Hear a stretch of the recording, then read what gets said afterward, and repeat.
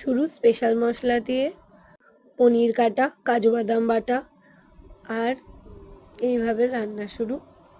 আর রান্নার মাঝে অনেক রকমের টিপস টোটকা সব ইউটিউবে ভিডিও দেখে চালু করে পদ্ধতি পুরো অনুসরণ করতে করতে শেষমেশ দুধ আর দইয়ে মিশিয়ে ফেলে একটু গন্ডগোল হয়ে, কিন্তু শেষমেশ যাই ফলাফল হয় সেইটি খুবই একটা দুর্দান্ত রান্নার একটা পরিবর্তন করে।